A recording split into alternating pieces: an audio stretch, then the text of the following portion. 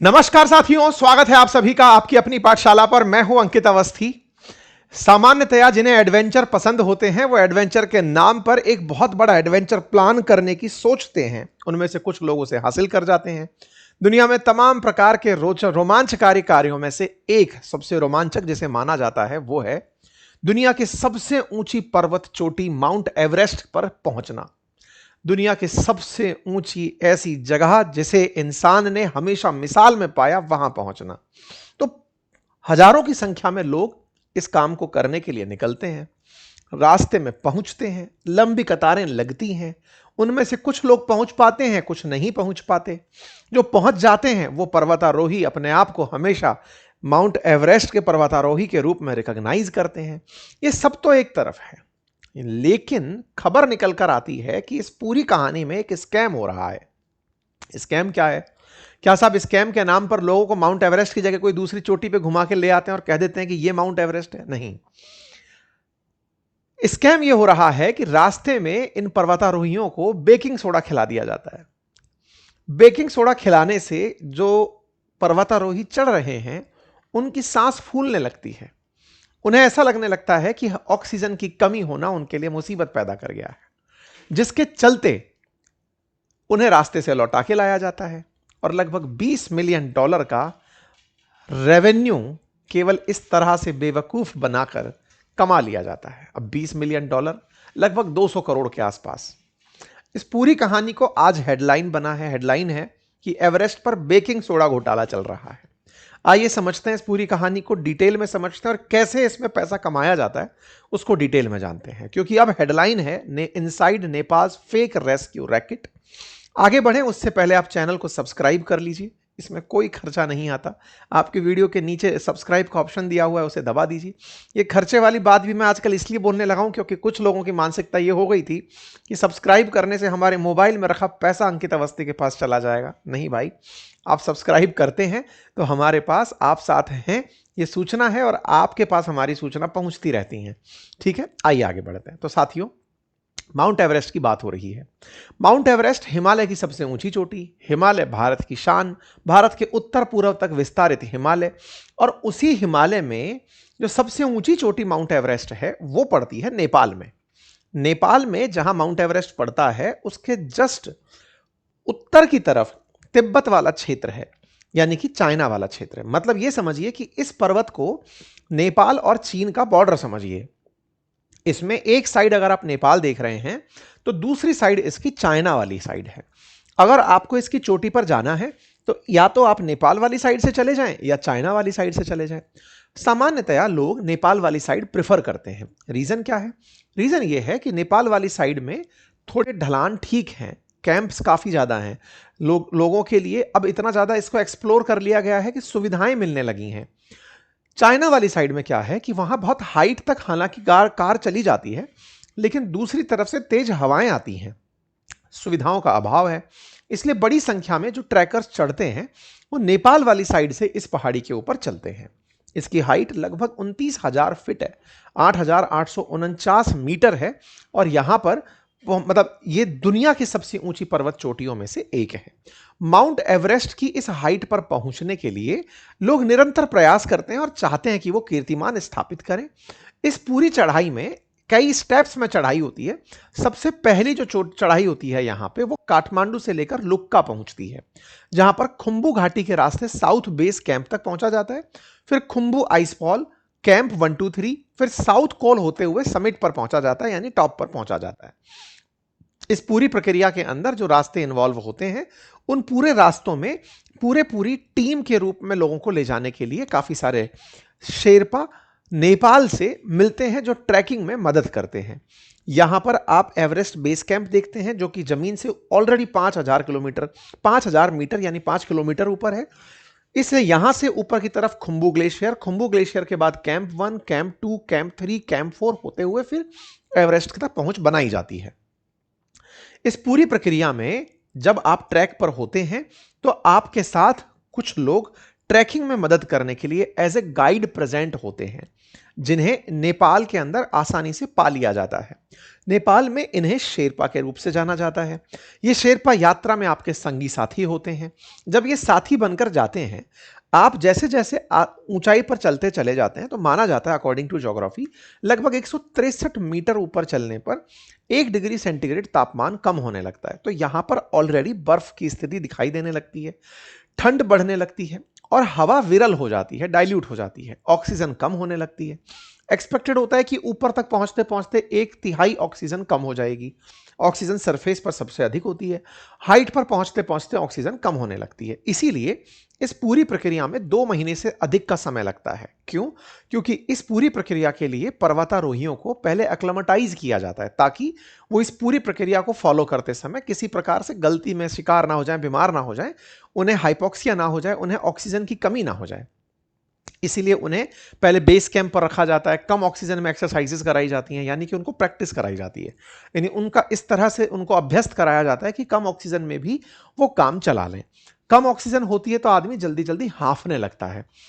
जब सांस फूलने लगती है किसी व्यक्ति की, तो उसे लगता है कि मैं अगर इसे कंट्रोल नहीं कर पाया तो बीमार हो जाऊंगा, और जब बीमार हो जाऊंगा तो फिर उसको पूरी यात्रा बीच में रोककर आनी पड़ेगी।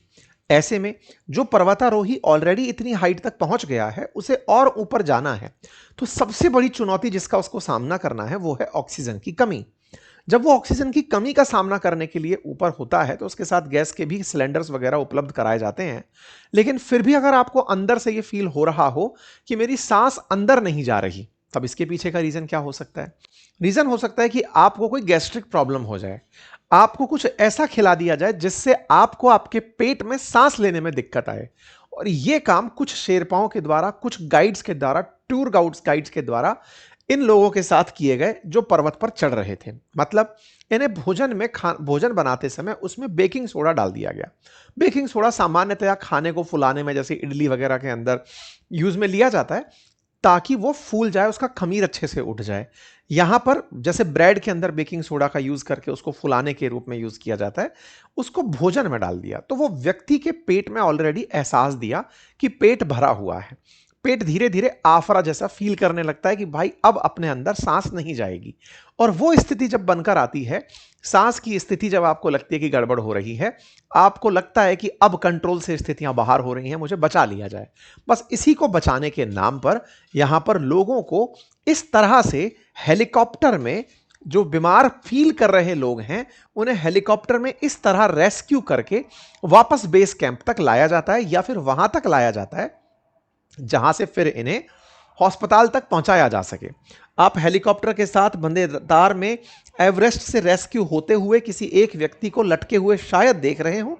इन्हें उस जगह तक लाया जाएगा हाइट से, जहां से फिर इन्हें अस्पताल पहुंचाया जा सके। ठीक है, अब आपके दिमाग में पहला सवाल, तो कुल मिलाकर क्या स्कैम शेरपा ने इसलिए किया कि हेलीकॉप्टर की राइड उसको बेचनी थी? नहीं, यहां जो ये हेलीकॉप्टर पहुंचा है, खेल सारा इसी से हो रहा है। ये केवल रेस्क्यू हेलीकॉप्टर नहीं है, ये अस्पताल के द्वारा एज ए इमरजेंसी एम्बुलेंस सेवा दिखाई दी है। इसका अर्थ यह है कि ये आपका जीवन बचाने आया है। तो रेस्क्यू, चूंकि आप मरने वाले थे, तो आपको बचाने के लिए हेलीकॉप्टर आया है, तो ये अस्पताल की सर्विसेज में शामिल है। अस्पताल ने आपको बचाया, बचाकर यहां से एम्बुलेंस के थ्रू हॉस्पिटल तक ले जाया, और वहां पर आपके चेकअप एंड ऑल सब करके बताया कि आप बहुत बीमार हैं, आपको इलाज में इतना सब कुछ लगेगा। हेलीकॉप्टर से चूंकि बचाव हो रहा है, तो थोड़ा उसकी ग्रेविटी भी बनती है, लेकिन इस पूरी ग्रेविटी में जो खेल खेलने वाले लोग हैं, वो सारे की सारे टूर गाइड से लेकर के वो अस्पताल के कर्मचारी, रेस्क्यू करने वाले लोग, ये सब मिलकर शामिल होते हैं। फिर पैसा कौन देता है? टेक्निकली तो पैसा देने के लिए ये टूरिस्ट ही है, लेकिन जब आप ऐसे किसी रास्ते पर जा रहे होते हैं तो आप बीमा करा के जाते हैं कि भाई अगर कुछ हो जाए तो मेरी इलाज के लिए बड़ी बीमा राशि देकर के आप यात्रा पर निकलते हैं। बीमा राशि में कि अगर मेरा इलाज महंगा पड़ा, तो मान लीजिए 1 करोड़ रुपए का मैंने इलाज का वो ले लिया, तो अस्पताल वाले उस बीमा में 1 करोड़ रुपए का ही बिल बना देते हैं, और उस 1 करोड़ रुपए के बिल में, यानी कि $1 लाख का बिल बना दिया। अब वो जो $1 लाख का बिल बना है, उस बिल का भुगतान करती हैं बीमा कंपनियां, और उस बिल के भुगतान से इस व्यक्ति को लगा कि ये बच गया, अस्पताल की बढ़िया कमाई हो गई। वो जो पैसा बनकर आया, मान लो एक एक टूरिस्ट से 1 करोड़ रुपए का, तो उसे बांट दिया गया, फिर 20% किसी एक टूर गाइड का, एक कंपनी का, एक रेस्क्यू का, अस्पताल का। इस प्रकार से एक पूरा पूरा रैकेट चलता है। अंदाजा लगाइए कि एक साल में इस तरह की हरकत से 200 करोड़ रुपए तक का पैसा जनरेट कर लिया जाता है। यानी कि जो खर्च करने टूरिस्ट आया है वो तो अलग है। नेपाल में सालाना 10 मिलियन के आसपास टूरिस्ट आता है। माना जाता है कि यहां पे बड़ी संख्या में टूरिस्ट आता है। वो नंबर एक बार और क्रॉस चेक कर लेंगे। लेकिन उनमें से पहाड़ों पर लगभग 60,000 टूरिस्ट जाना चाहता है हाइट पर।